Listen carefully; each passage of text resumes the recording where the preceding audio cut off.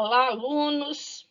Vamos dar início a mais uma aula nossa aqui de Mundo Contemporâneo.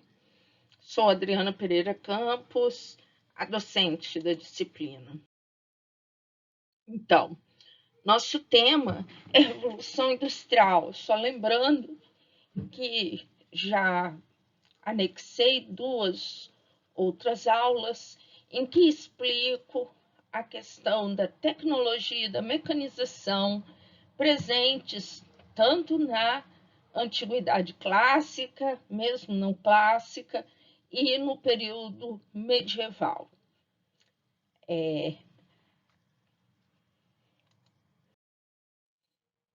Nosso tema de aula hoje é exatamente tentar enfocar a Revolução Industrial e seus significados. Teria sido uma transformação radical para os contemporâneos da Revolução Industrial quando os próprios europeus perceberam que vivenciavam uma revolução.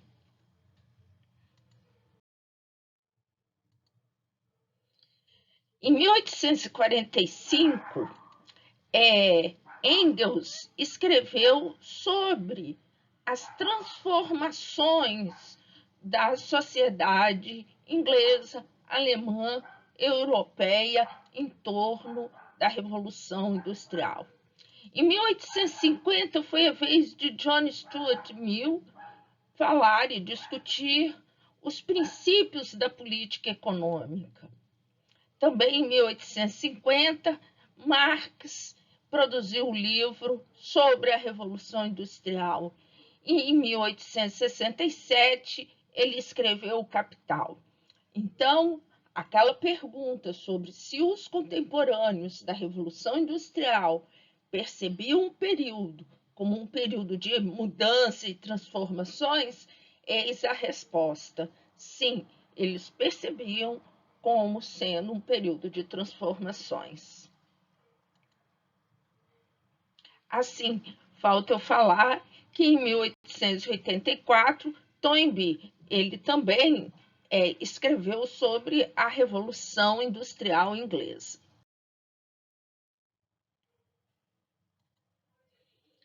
Bem, uma grande questão que assombra, de um certo modo, a Revolução Industrial como um efeito extremamente dado como negativo é a questão, a problemática do cercamento dos campos, né? Que seriam demarcações de terras antes tidas como coletivas por produtores domésticos. Essa questão foi notada por Marx, foi notada por Hobsbawm, por Polanyi, por vários teóricos, vários estudiosos. Bem, qual a relação entre indústrias e enclosures, ou cercamentos? Qual a responsabilidade da industrialização com os cercamentos de campos? Seria isso o responsável pelos cercamentos, ou seja, as indústrias? Seriam as indústrias beneficiárias diretas dos cercamentos, ou os cercamentos seriam um movimento causado pela industrialização? Bom, na verdade, não foram as indústrias que causaram os enclosures ou cercamento de campos. Na verdade, esses cercamentos, eles têm início no século XV ainda, na Inglaterra, e foi uma exigência da Revolução Agrícola no campo da pecuária, sobretudo para aumentar os rebanhos de ovelhas. Então, as terras que antes ficavam abertas a agricultores sem terras, eles eventualmente usavam essas terras, foram cercadas a fim de aumentar o rebanho. Então, não tem responsabilidade direta a indústria sobre os cercamentos de campo. As áreas rurais tiveram essas demarcações exatamente quando houve um aumento populacional. Entre 1750 e 1830, a população dos condados agrícolas duplicou e exigiu ainda mais produtos. Vejam que a questão é muito complexa, não dá para fazer uma ligação direta. Não estou dizendo que Marx tenha feito isso, que Engels tenha feito isso, ou qualquer outro teórico, não estou dizendo isso. Mas as visões simplistas costumam vincular o movimento de cercamento de campos às indústrias, como se as indústrias tivessem responsabilidade sobre isso. Bem, falando dos cercamentos, temos aqui a figura do Tudor, do Henrique, pai da Rainha Elizabeth, quando se estabilizou politicamente a Inglaterra e, num primeiro momento, no século XVI, houve um grande movimento de cercamento de campos na Inglaterra e no reinado dos Tudor. O segundo momento aconteceu no século XVIII e se prolongou até o século XIX, eliminando quase completamente aquelas melhores terras, as terras voltadas tanto para a agricultura de grãos quanto para a pecuária, fechando, eliminando, tornando exclusiva dos proprietários. É interessante notar que o primeiro movimento de cercamento, ainda no governo dos Tudor, recebeu a oposição do governo. Para vocês verem que foi muito mais a Revolução Agrícola responsável pelos cercamentos do que, claro, a Revolução Industrial. No século XVIII, não. No século XVIII, o governo deu muito apoio ao movimento de cercamento de campos. Então, as terras comunais, as terras abertas, onde agricultores que não eram proprietários, que não tinham terras, que não tinham posse, iam plantar, eventualmente fazer uma colheita para vender nas aldeias, foram proibidos de irem para esses campos abertos e os campos foram fechados.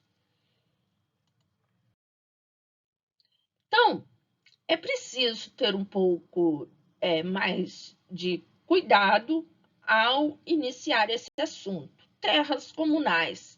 Essas terras comunais, como venho explicando, eram campos abertos, né?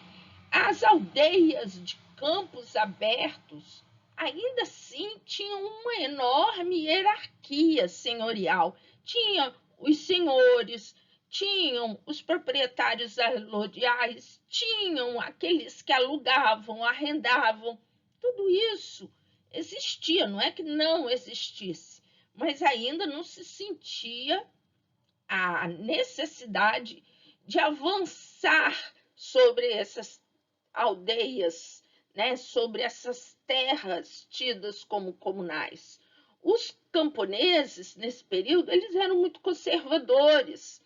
Então, eles não se preocupavam com qualquer posse sobre os terrenos onde, eventualmente, eles plantavam. O mundo, a roda do mundo girava e isso não lhes causava grande preocupação.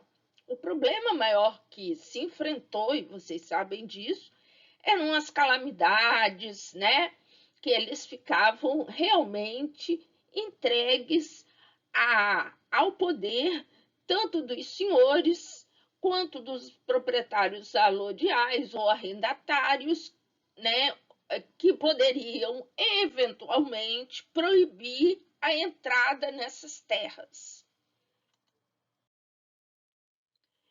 Esses camponeses de terras, de terrenos abertos, bem, as terras comunais, elas se inseriam numa tradição que vinha da Idade Média. E esses camponeses viviam do cultivo de pequenos territórios, pequenos terrenos baldios, que aumentavam eventualmente seus rendimentos. Eles podiam trabalhar em épocas nos terrenos arrendados por proprietários médios, trabalhar eventualmente nas terras senhoriais, mas para aumentar e suprir suas necessidades, eles poderiam fazer, falando um pouco aqui do nosso português, roças em terrenos baldios, muitas vezes terrenos que ainda não eram desejados por esses senhores e pelos proprietários. Então, é preciso também demarcar que os camponeses tinham uma vida muito precária, né? Viviam de uma agricultura muito primitiva.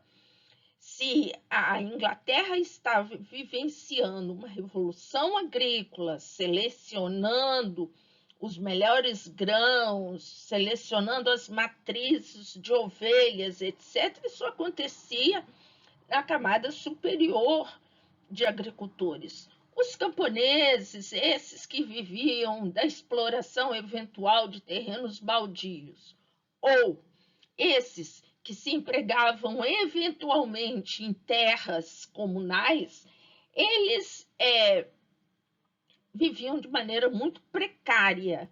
Então, o índice de morte era muito alto, a fome ainda existia entre eles, a questão da saúde era muito precária. Eu estou falando, então, do século XVI ao XVIII. No XVIII, não.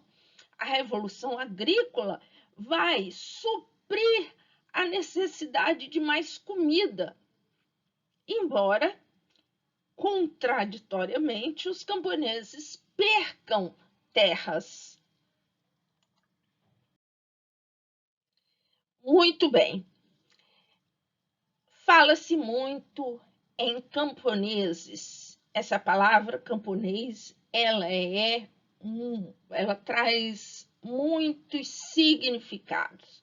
Falamos aqui dos camponeses que não tinham terra alguma, não é?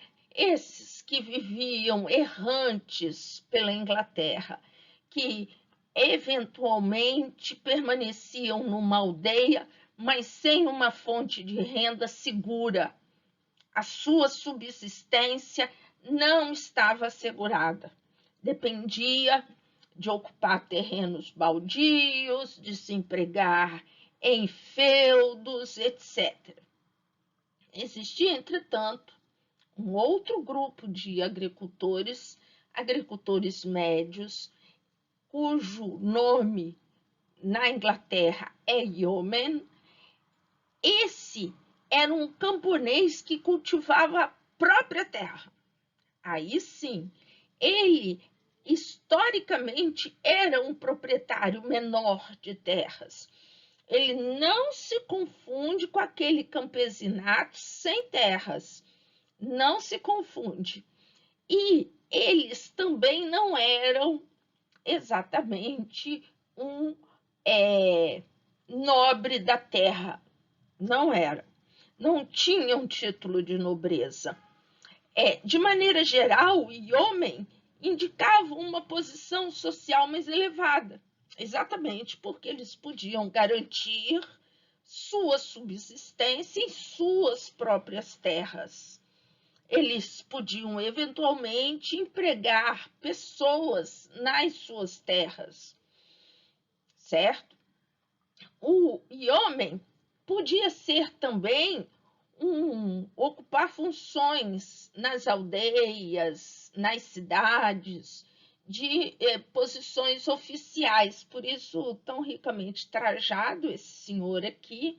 É muito comum na Inglaterra eles vestirem essa roupa, né? Que são guardas, vigias, oficiais, todos subordinados.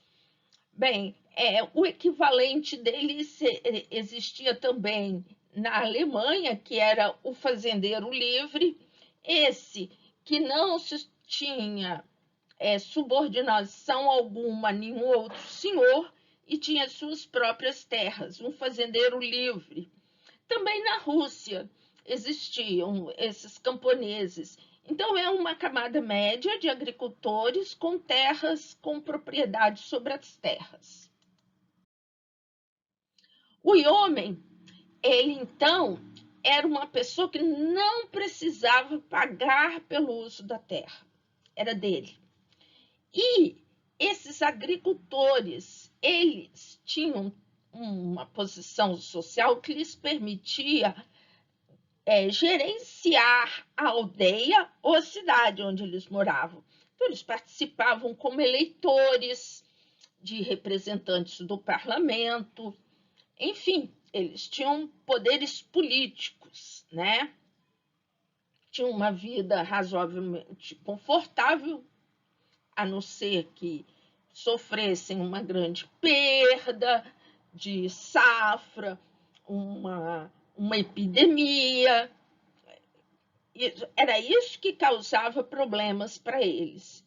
A tecnologia veio, a tecnologia agrícola veio lhes garantir uma situação mais confortável. A Revolução Agrícola deu aos homens uma vida mais confortável. Além disso, eles não eram nobres. Ao contrário, eles, vistos pelos nobres, eles eram até considerados muito humildes. A admissão de um homem se casando com um gentry ou um nobre era muito difícil. Então, esses homens, na verdade, começaram a crescer no século XVIII com os negócios agrícolas e tornou-se um padrão na família inglesa, exatamente um nobre que herdava todas as terras relegar os filhos mais novos para outras funções, como advogados, juízes e, inclusive, comércio. Bom, agora vamos falar da nobreza da terra, o landed gentry, ou nobreza mesmo.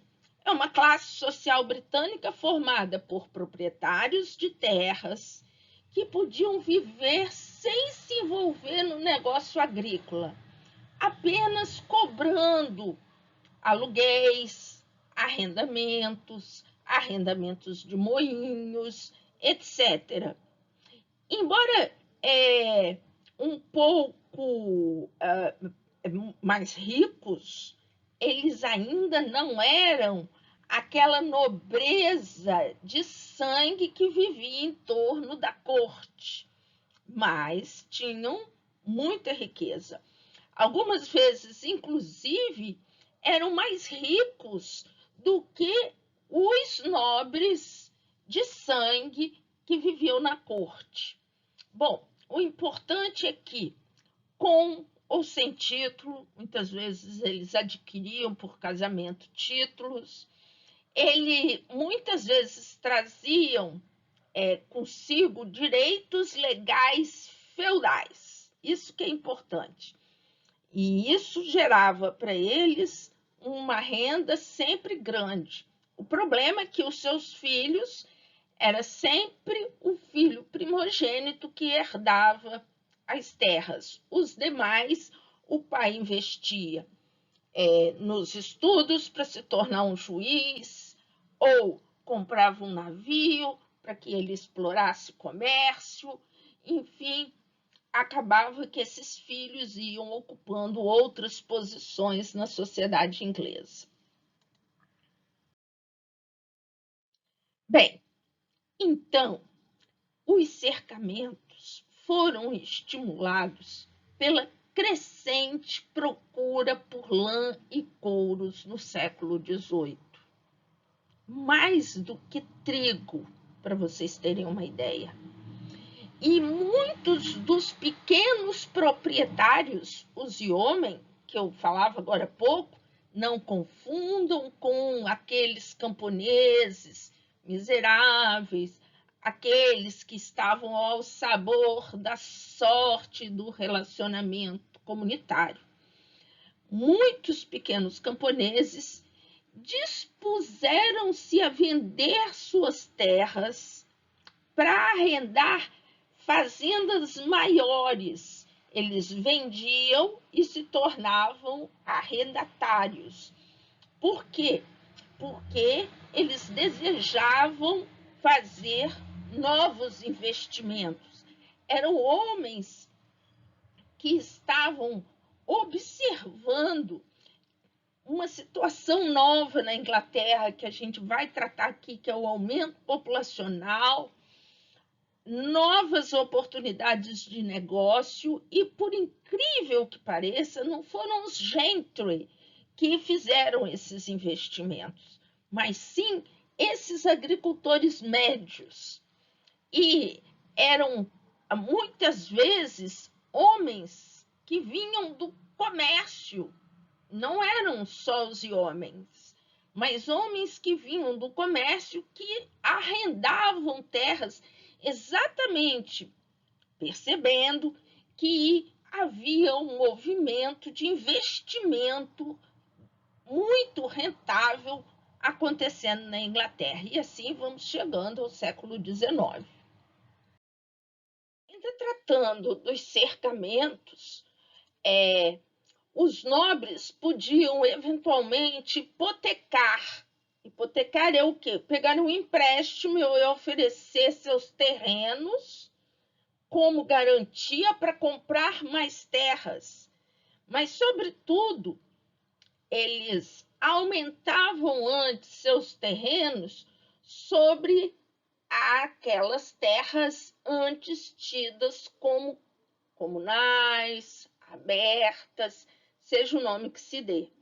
E, nesse sentido, os senhores faziam acordos pecuniários com os agricultores médios. Os agricultores médios, muitas vezes, faziam negócios com gentry.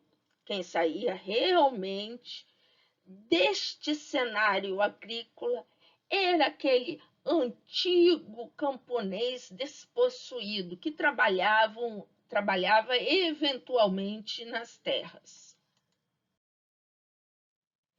Após os cercamentos do negócio entre latifundiários e pequenos proprietários, e com a melhoria técnica da agricultura, restavam poucos serviços para aqueles camponeses despossuídos, aqueles camponeses das terras abertas.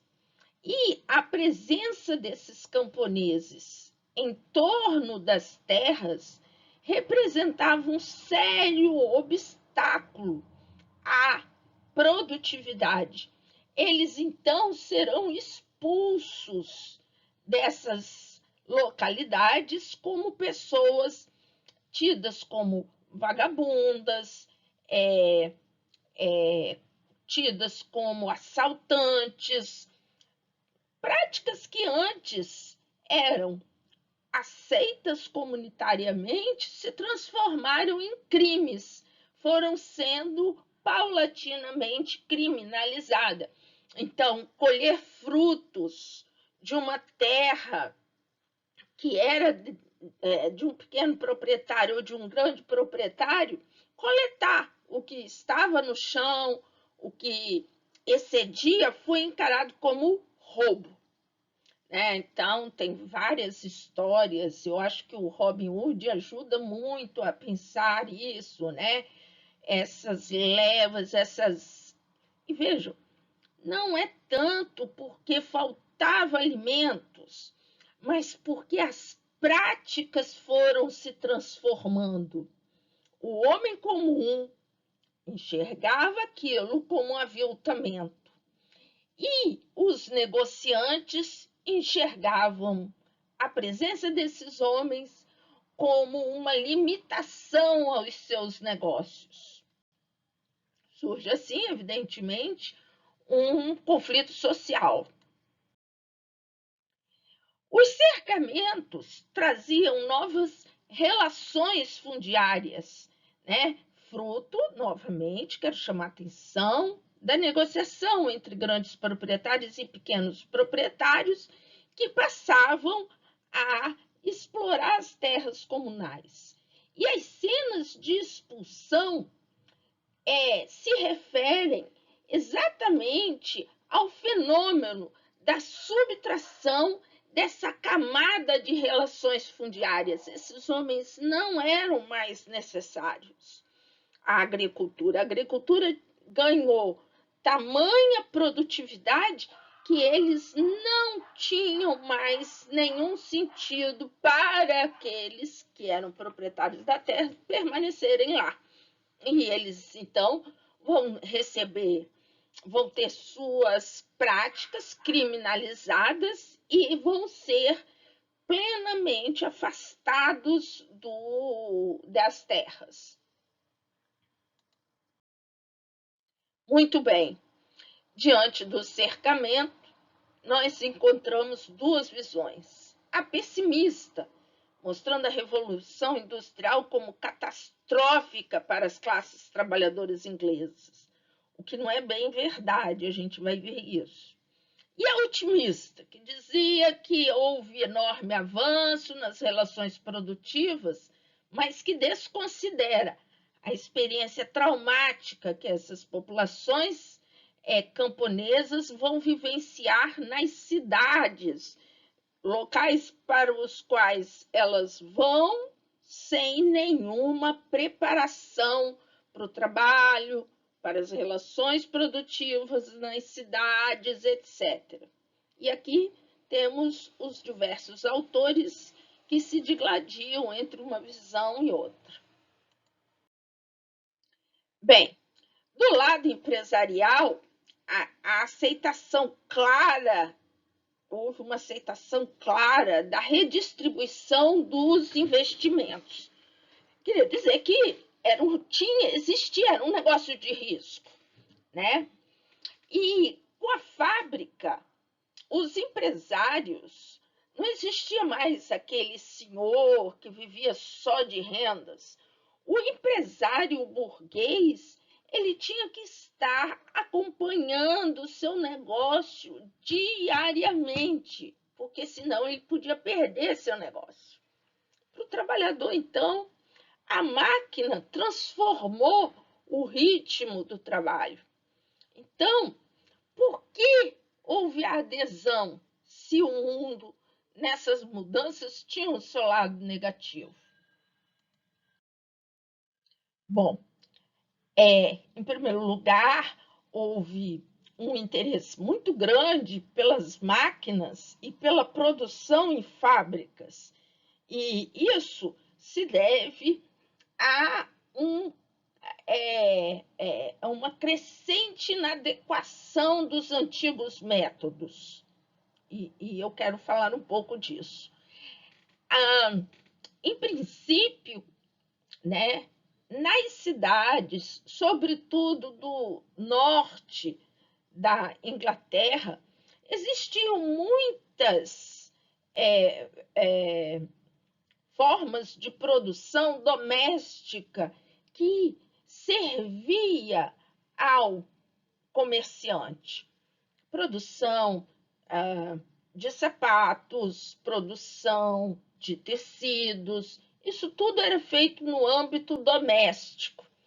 Só que nesse âmbito doméstico, a produção não crescia crescia tanto quanto esperava o comerciante. O que o comerciante fazia? O comerciante ia até essas vilas onde existiam produtores de tecidos, de lã ou de sapatos. Chegando lá, ele levava a maior quantidade de material que ele poderia, do ponto de vista financeiro, adquirir. Entregava aos produtores. E os produtores prometiam um certo número, né, um retorno em produtos acabados. Então, eles entregavam a matéria-prima e esses produtores domésticos prometiam um certo número de produtos. Ocorria, entretanto, que o empresário, ao retornar, a produção não correspondia à sua expectativa, ao trato, ao negócio estabelecido. E esses produtores domésticos, eles não se importavam tanto com um possível lucro em torno do negócio. Eles se importavam, sim, era ter uma garantia de uma vida confortável, tranquila, manter sua vida num bom ritmo, em que não faltasse comida, que ele pudesse ir à igreja. Há uma descrição bastante interessante que mostra, sim, que os trabalhadores, esses produtores, donos de oficinas domésticas, eles compreendiam que não precisavam trabalhar todos os dias da semana, todos os meses do ano, nem todas as horas do dia.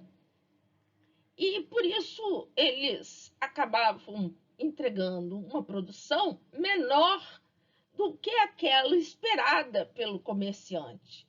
E o comerciante ficava bastante irritado com isso, percebia que o produtor doméstico estava limitando a produção por falta de interesse no lucro. Então, Mantuse, um grande historiador da Revolução Industrial, né? Ele estudou no século passado a Revolução Industrial e ele definiu que a melhor palavra em inglês para as fábricas da época era factory system. Essas oficinas seriam, na verdade, lojas, feitorias, entrepostos, vamos chamar de oficinas. Quando surgiram as primeiras fábricas de fato na Inglaterra, elas eram chamadas de mills, que pode ser traduzida como moinho, porque o moinho era fonte de energia para movimentar as máquinas, né? E ele descreve que a paisagem que dominava era exatamente a de moinhos, né? E porque a fábrica ela vai ser movida por energia, aumentando o ritmo da produção que as oficinas domésticas não tinham. Muito bem. Estamos falando de formas pré-fabris. Então, desde muito cedo, as oficinas elas tinham um mestre assistido por um ou mais artífices ou aprendizes. No próprio século XVIII, as oficinas já caíram na dependência do comerciante, que fornecia matéria-prima, exatamente porque essas oficinas ficavam muito no interior da Inglaterra, porque para adquirir a matéria-prima tinha que fazer deslocamentos custosos, né? Operava-se, então, quando se estabeleceu uma relação mais simbiótica entre comerciante e os artesãos das oficinas, uma relação de subordinação, uma relação em que o empresário tinha, o comerciante tinha um papel a desempenhar, ele não era dono da oficina, assim como a oficina e o seu mestre tinham um outro papel a desempenhar. Essa relação dá início às fábricas, certo? Bom, essa subordinação foi produto da demanda por mercadorias.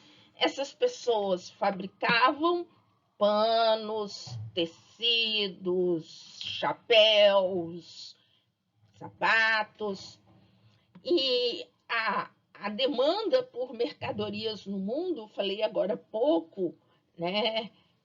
O século XIX é o século que houve a maior explosão demográfica da Europa, em que as pessoas morriam menos graças à Revolução Agrícola, em que as pessoas podiam comprar produtos porque elas gastavam menos comprando comida. Então, essa demanda deu aos comerciantes a oportunidade de ir até o interior e encomendar esses produtos. Com o seu produto hipotecado, o artesão tinha que se submeter às ordens do comerciante. Mas não era bem no. Eles conseguiam driblar, burlar esses comerciantes.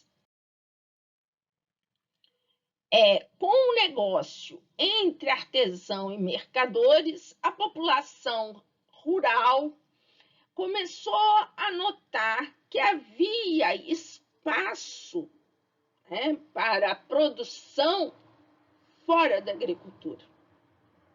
Né? Então, imediatamente, essa população que estava sem trabalho encontra imediatamente uma função nessas oficinas. E os mercadores notavam que esses camponeses despossuídos queriam muito uma nova renda. E assim eles podiam contratar, fazer contratos com esses artesãos, e esses artesãos, por sua vez, podiam também contratar artífices, exatamente porque essa roda começava a girar. É evidente que nas cidades a legislação quase medieval de guildas acabavam protegendo bastante o trabalhador, né? O artesão. Então, essas relações eram piramidais. Existia o mestre, existia o artífice, existia o aprendiz. Inclusive, as guildas limitavam os dias trabalhados, a quantidade de produtos entregues ao mercador. Por isso, os mercadores não ficavam nada satisfeitos em estabelecer qualquer negócio dentro das cidades tradicionais. O melhor era ir para as aldeias e para o interior da Inglaterra. Por isso, a fábrica rural é ela que dá origem às indústrias inglesas e não fábricas em cidades. Viram, então, que é preciso tomar muito cuidado com as fábulas com as quais nós lidamos hoje em dia. Em meados do 18, a fabricação de tecidos de lã ocorria no meio rural. Nenhum país tinha mais abundância de lã do que a Inglaterra. E era transportar a lã dentro da Inglaterra se tornou um desafio. Então, primeira coisa que o governo providenciou foi a abertura dos rios para exatamente entregar os produtos, né, a lã crua, nas oficinas que faziam tecidos. Os rios, se tivessem algum problema de ser caudaloso, por exemplo, quedas d'águas, era imediatamente realizada alguma obra, né, para que o transporte pudesse flutuar nesses rios. Algumas vezes abriam-se canais, né, artificiais nesses rios para escoar a produção, tanto por iniciativa do governo quanto por iniciativa das câmaras, né, dos conselhos das aldeias e mesmo por iniciativa dos próprios negociantes, comerciantes. Outras vezes, eles podiam colocar trilhos e nesses trilhos colocar carros com lã puxadas, carrinhos puxados por burros. E logo que se inventa uma máquina para substituir o burro, isso torna mais veloz a entrega da matéria-prima. Tudo isso ainda com uma fábrica bastante fincada no mundo rural, em que o artesão ainda tinha grande força no negócio. Só que, com o tempo, né, os tecidos produzidos no interior da Inglaterra com a lã, eles eram menos resistentes, porque eles eram produzidos em uma boa quantidade, mas eles não eram tecidos demoradamente produzidos. Daí eles saíam um pouco menos resistentes. Eles eram muito baratos, muito baratos. E isso fazia com que um número maior de pessoas pudesse adquirir esse tecido. E assim a Inglaterra foi capaz, né, pelo sistema fabril,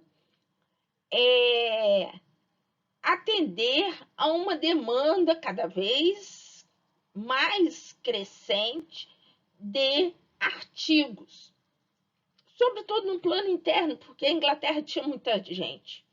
Só vou fazer uma comparação rápida. Então, nós temos uma grande produção de carne no Brasil, sobretudo carne de gado. Temos talvez a maior produção do mundo, eu não sei, mas temos uma produção muito relevante. A China, outro dia, resolveu não comprar porque suspeitou da doença da vaca louca. E aí, quebrou o negócio no Brasil? Não, imediatamente. Como não ia vender mais em dólar, a carne diminuiu de preço e nós temos um grande mercado consumidor para a carne no Brasil. É isso que dá ao Brasil uma posição tão vantajosa no capitalismo. Embora alguns digam que o Brasil é atrasado daquilo, mas nós somos, sem dúvida nenhuma, um dos 10 países mais ricos do mundo. O problema no Brasil é divisão social, não é riqueza. E a China foi e inventou que não ia comprar carne da gente. Não passamos aperto, porque temos um dos maiores mercados consumidores do mundo. Imediatamente volta-se a produção para dentro do Brasil, abaixa-se o preço, pode não se ter o lucro esperado, mas ninguém quebra. Essa era a questão na Inglaterra. Na Inglaterra se fazia panos baratos, claro, voltado a expectativa era atingir o mercado europeu, o grande mercado europeu, Mas quando esse mercado, por algum motivo, interrompia a aquisição de produtos, a própria Inglaterra, que vivia uma explosão demográfica, era capaz de absorver esse impacto, né? E assim aconteceu essa grande novidade do mundo moderno, que foi evoluir das simples oficinas para as fábricas. Tanto Hobsbawm, numa visão mais crítica ao capitalismo, quanto Lendes, que faz até um elogio ao capitalismo, concordam que o excesso de demanda externa fortaleceu o processo de mecanização da produção inglesa. E a eventualidade de uma instabilidade não quebrava as fábricas, por isso elas crescem, ao invés de ter um movimento menos forte. Por isso elas eram fortalecidas, porque quando não vendiam para fora, podiam ter um mercado ótimo dentro da própria Inglaterra. E a população inglesa, né, ia crescendo em meados do 18, mais do que todo o resto da Europa. Em 1700 existiam 6 milhões de pessoas na Inglaterra. Em 1800, né, no alvorecer do século XIX, eles tinham aumentado a população em 50%. Isso mostra que a mortalidade deixa de ser importante na Inglaterra. E vejam onde estão as fábricas de tecidos. As fábricas de tecido, elas se encontram nessa região onde se tinha tanto a produção de seda, produção de algodão, produção de lã. Mas lã que era o importante, certo?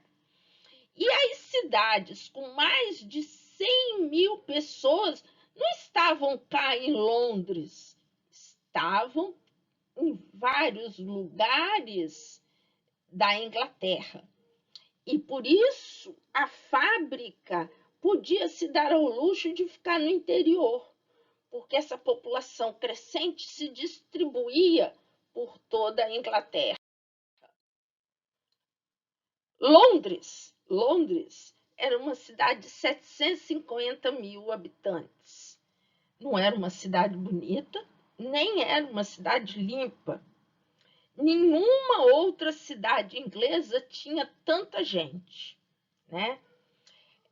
A Inglaterra tinha 6 mil navios em 1700 e cerca de 100 mil tripulantes marujos.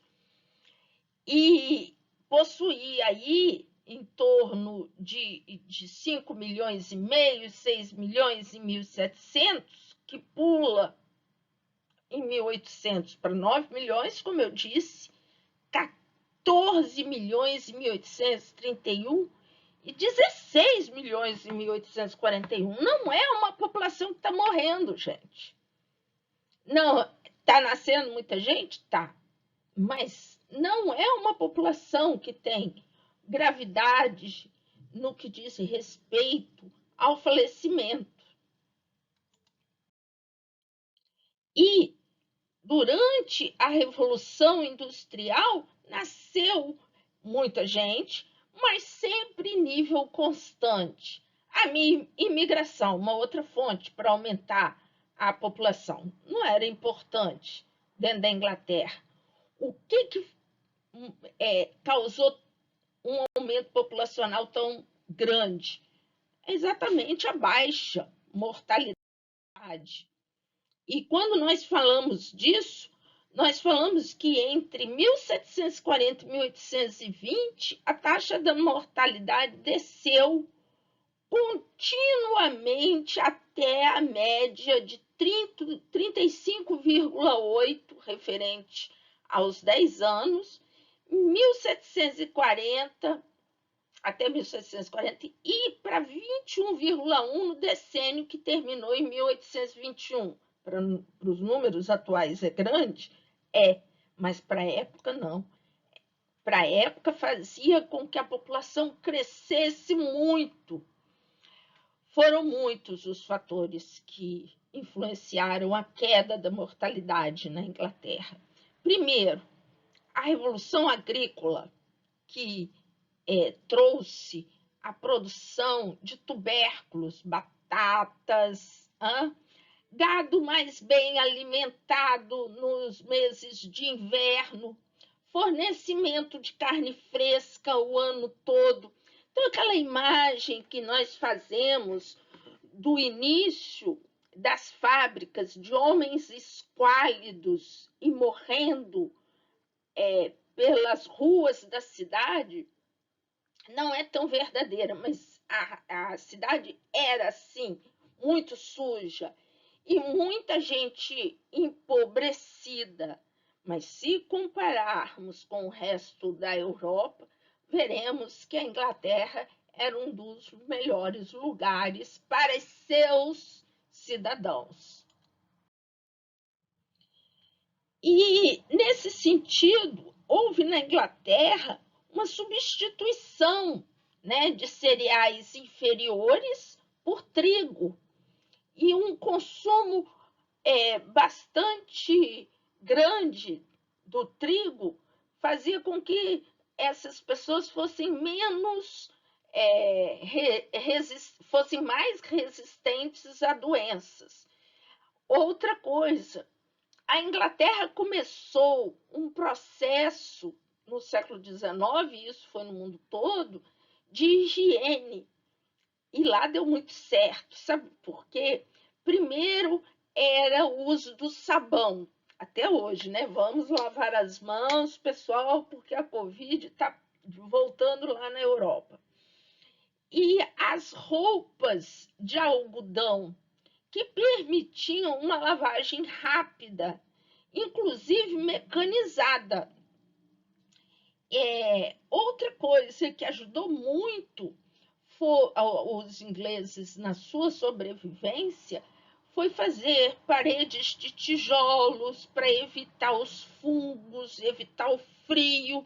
Tudo isso ajudou muito a Inglaterra a vencer as epidemias e diminuir o número de mortes. Isso não significa que não houvesse gente pobre, mas cada vez mais o afastamento das habitações operárias das manufaturas trouxe maior conforto doméstico.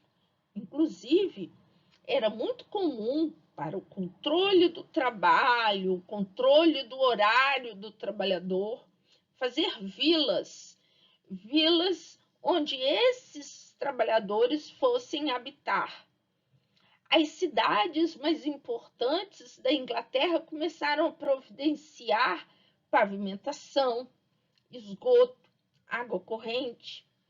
A medicina avançava, a cirurgia, os hospitais começavam a atender mais as pessoas e, inclusive, deu-se maior atenção ao lixo, né?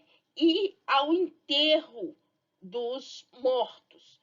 Tudo isso visando uma maior limpeza nas cidades. Essas cenas, que para a sociedade do século XXI parecem muito sujas, muito miseráveis, elas já estavam passando por um processo de melhoria grande. E assim haveria, portanto, uma relação entre a queda da mortalidade na Inglaterra com a Revolução Industrial. Quero que vocês vejam aqui nesse slide, né, que em laranja é a população crescendo, atingindo 9 milhões e 1.800. Em azul, vocês observem a taxa de natalidade bastante alta, né? Enquanto isso, em verde, a taxa de mortalidade que só cai ao longo do século XVIII, o século dos cercamentos do campo, né? Então, outros países do norte e do ocidente da Europa experimentavam também um crescimento demográfico, né, devido à queda da mortalidade, mas não como a Inglaterra. Na Inglaterra, ao lado do aumento da população, havia um alargamento da produção. E aqui é um desenho que tenta reconstituir algumas inovações agrícolas da Inglaterra. Então, por exemplo, as cenouras e os nabos podiam alimentar o gado. As ovelhas pastavam em locais fechados por cercas, para evitar a perda, para evitar o roubo, né? E essas cercas eram vedadas, né, para que não houvesse a invasão dessas terras. Houve novos tipos de tecnologia de adubação da terra, né? E havia aquela questão de plantar diferentes produtos na terra para exatamente essa terra ir se alimentando, não esgotar a produtividade da terra. E ainda criavam-se, né, silos para o melhoramento das sementes e também se escolhiam as matrizes que iam dar origem ao gado ou às ovelhas, enfim. Isso tudo ajudou muito. Isso levou muito tempo na Inglaterra. Não foram 10 anos, foram muitos séculos, séculos 16, 17 e 18. Bom, então o cercamento de campo, sem ter sido provocado exatamente pelas fábricas, favoreceu as fábricas com uma crescente disponibilidade, não é, de mão de obra, que fazia com que houvesse expansão das fábricas. A indústria, então, se beneficiou dessa grande revolução agrícola, por um lado, pelo aumento da matéria-prima e, por outro, pela disponibilização de mão de obra que não era mais necessária nos campos.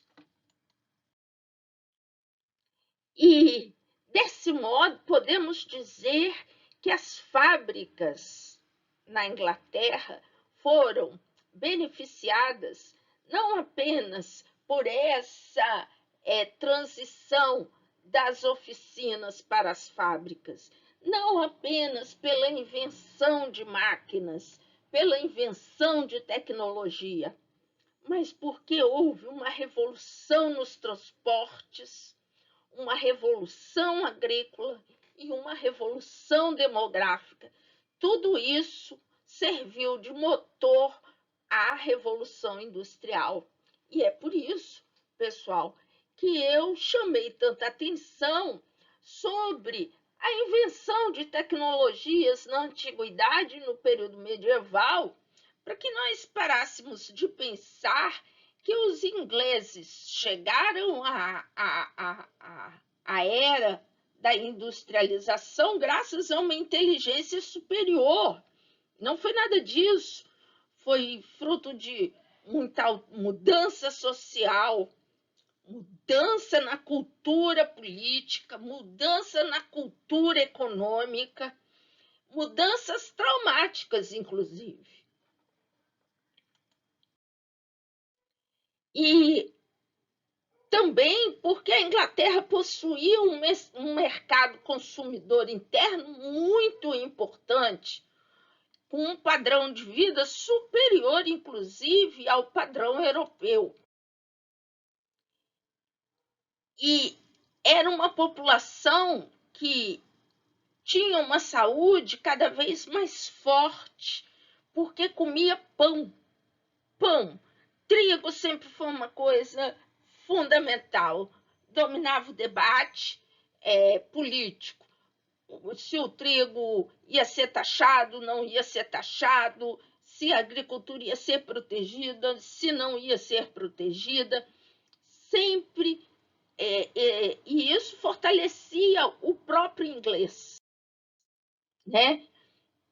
Como resultado, ele tinha uma reserva maior para gastar com outras coisas, porque a comida era barata, então ele podia adquirir produtos manufaturados.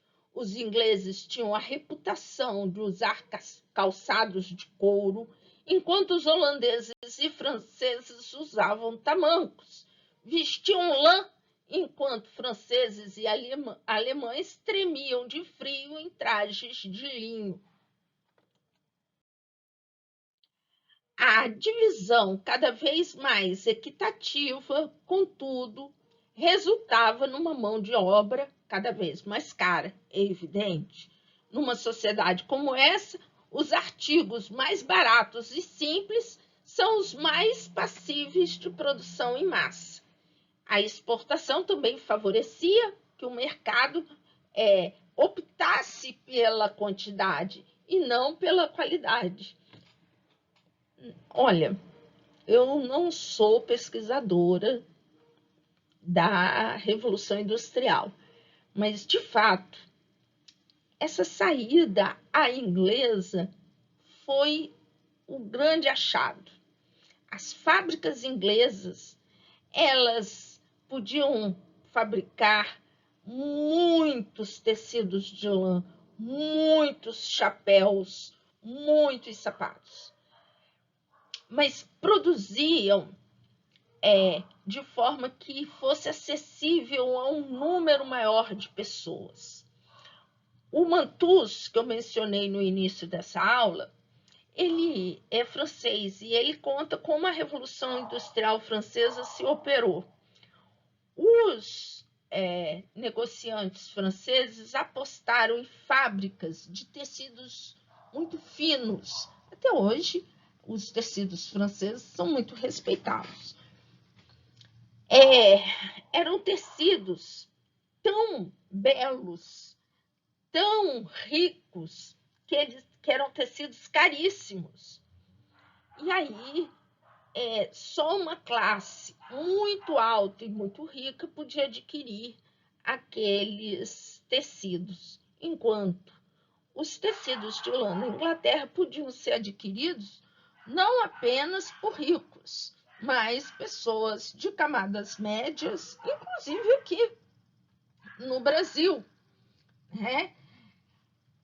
Ora, isso fazia com que os lucros das fábricas inglesas parecesse pequeno, mas na quantidade eles ganhavam e muito dos franceses.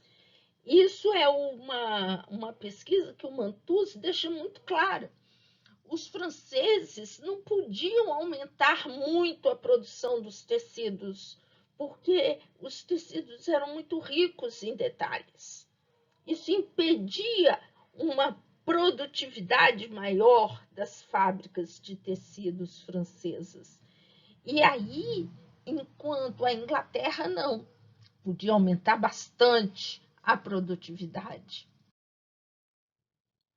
E os mercados mais promissores dos séculos 17 e 18 não estavam na Europa, né, cujas próprias indústrias estavam crescendo. Para onde a Inglaterra estava vendendo?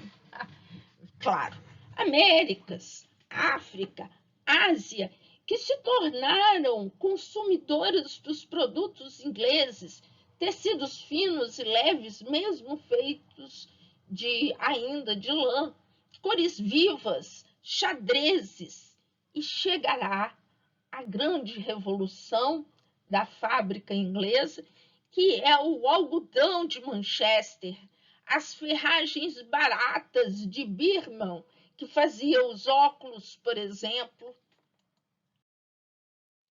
E como os ingleses, os consumidores desses lugares, América, Ásia, África, não tinham interesse por artigos de luxo, dispendiosos, de acabamento requintado. Isso significou colocar o lucro acima de um orgulho artesanal. Isso significou uma mudança de cultura empresarial, de cultura econômica e até de cultura política.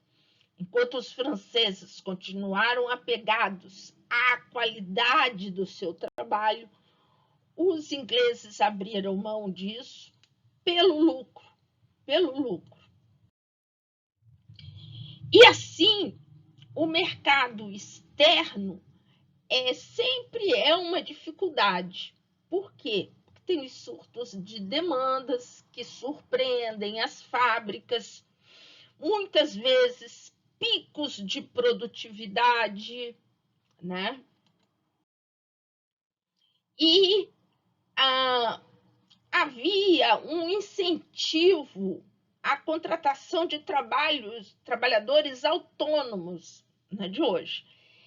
E esses trabalhadores autônomos, eles, nas suas fábricas domésticas, eles acabavam tendo um certo desinteresse pelo rendimento, às vezes se apropriavam da matéria e diziam que eram aparas, que tinha se perdido. Muitas vezes, né, ficavam endividados. Para aumentar a produtividade, logo, os negociantes perceberam que eles tinham que ter o controle sobre todas as fases da produção. Eles não podiam entregar uma parte do controle para os artesãos, porque os artesãos não correspondiam a esse ímpeto de produtividade. E, por outro lado, eles percebiam que podiam, com as máquinas, aumentar a produção e economizar em trabalhadores. E isso combinou-se totalmente com o caráter da urbanização da Inglaterra, que é o êxodo rural que falávamos. A sociedade inglesa rapidamente se urbanizou. 25% da sua população morava nas cidades, enquanto na França apenas 10%. Não se tratava só de uma urbanização, se tratava de uma determinada, uma certa urbanização. As cidades viraram centros econômicos, lugares onde se permutava artigo manufaturado e serviços comerciais, né, matérias-primas vindas do interior. Enquanto isso, Madrid e Paris eram apenas centros burocráticos. As cidades inglesas não, viraram centros de negócio, onde se tinha uma volúpia pelo dinheiro, uma volúpia pelo lucro. E o padrão global das cidades inglesas era um contato estreito com o meio rural. O comércio e a oficina iam até os fregueses. O mercado de produtos manufaturados crescia. Por quê? Porque a Inglaterra facilitou muito o escoamento. A gente fala no Brasil hoje, né, dos gargalos de escoamento. A Inglaterra, no início do 19, estava fazendo túneis, fazendo canais artificiais de rio, pavimentando estradas, né? E isso fazia com que os produtos ficassem mais baratos. E, por outro lado, as guildas foram aos poucos cedendo lugares, né, para maior produtividade. E por que as cidades inglesas eram mais interessantes nessa época para as fábricas? Porque na Inglaterra as guildas perderam importância. O que era mais importante na Inglaterra era o que a Câmara mandava, os conselhos das cidades. Mas não existia imposto para financiar esses conselhos. Os conselhos só conseguiam rendimentos quando pediam empréstimos aos negociantes. Não era comum estabelecer na Inglaterra impostos contínuos, frequentes. Por isso, quase sempre os conselhos dependiam dos negociantes. E os negociantes começaram a derrubar as guildas através da força que eles tinham nesses conselhos, inclusive no próprio parlamento. Então, a industrialização na Inglaterra não foi fruto de uma aptidão dos ingleses com a mecanização, de capitais especiais. Outros elementos atuaram muito. Primeiro, o caráter do Estado inglês. Como eu disse para vocês, não tinha esse caráter estamental como se tinha na Península Ibérica, na própria França. E a cultura, a volúpia pela poupança e pelo lucro, a religião ajudou, mas também, vejam, uma simples decisão de não valorizar uma qualidade artesanal dos panos facilitou muito a vida dos ingleses. E, sobretudo, quando eles trocaram o fio de lã, eu falei de lã, falei, ainda não cheguei no algodão, está na hora. Os ingleses perceberam que o algodão era um fio muito mais resistente do que a lã na hora de fazer o tecido. Normalmente, a máquina, quando se faz numa oficina artesanal, a lã vai bem. Quando colocava naquelas máquinas, que eram máquinas brutas, o fio constantemente quebrava. Havia quem culpasse os trabalhadores, mas aos poucos a verdade se estabeleceu. O fio da lã era muito frágil para produzir tecidos em máquinas. A opção pelo algodão se apresentou com muita eficiência. O problema era qual? Onde conseguir algodão?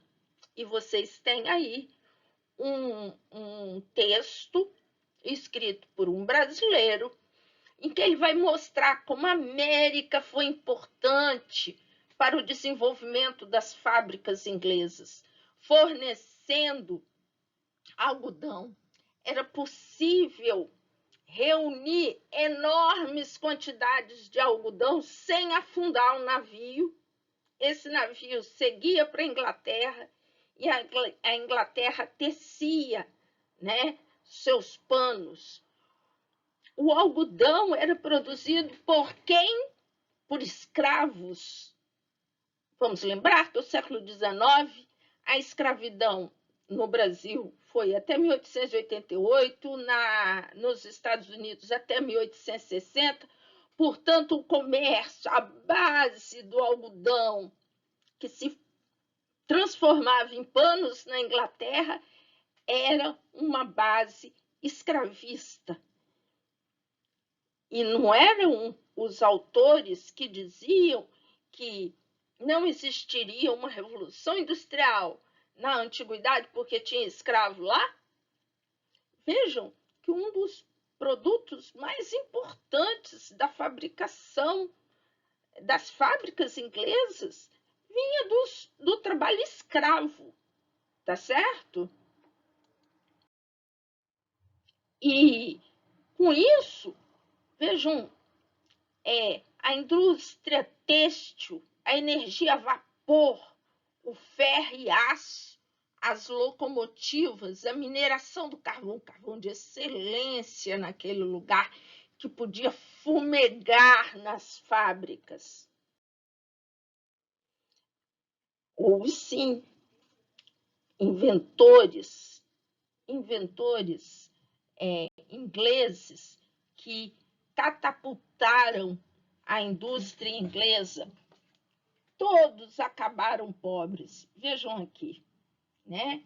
Então, John Kay, John Watt, James Hargreaves, Richard Arkwright, Samuel Crompton, Richard Robert, todos esses homens criaram máquinas importantíssimas da indústria têxtil e, no entanto, acabaram pobres, mas beneficiaram a Inglaterra.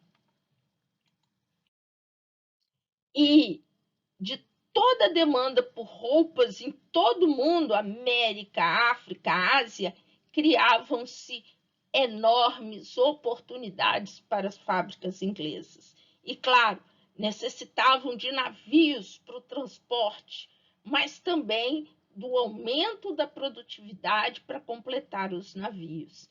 As invenções potencializavam o atendimento da demanda por parte dos ingleses. E assim, a abundância de matéria-prima barata, que vinculou a transformação tecnológica da Inglaterra aos sistemas escravistas da América. A lã, que iniciou o grande processo de mecanização da tecelagem inglesa, afigurou-se frágil para atender essa crescente demanda. E o algodão deu o resultado para a mecanização. A matéria-prima, entretanto, vinha lá, dos braços dos escravos, né? Barateando sobremaneira o material. E, ao lado, então, do sistema escravista, o que tornava o algodão atraente para as indústrias inglesas era o custo de transporte. A Inglaterra já era dona dos mares e o algodão leve e barato para ser transportado.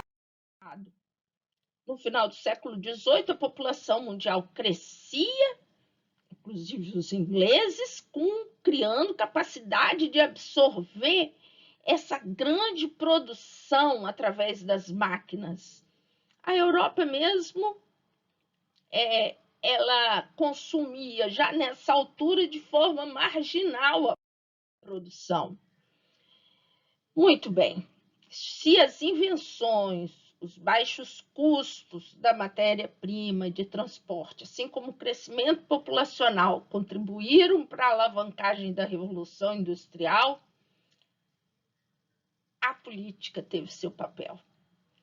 Se os governos chinês e indiano tivessem evitado a entrada dos panos ingleses, provavelmente o impacto resultaria em prejuízos aos britânicos, mas não aconteceu isso. A China e a Índia, grandes produtores de panos, permitiram a entrada e o domínio dos ingleses desse mercado. A nossa aula, que tem uma duração compatível com nossas aulas, mas extensa, e podemos concluir que nem se trata de uma aptidão extraordinária por parte dos ingleses e nem um único fator para explicar como essa sociedade inglesa conseguiu, né, dar esse grande início à industrialização do mundo contemporâneo. Foram vários fatores que precisam ser considerados complexos, né? Sem isso, nunca vamos entender, sem considerar essa complexidade, como a Inglaterra se tornou a principal fornecedora de produtos industrializados do mundo no século XIX.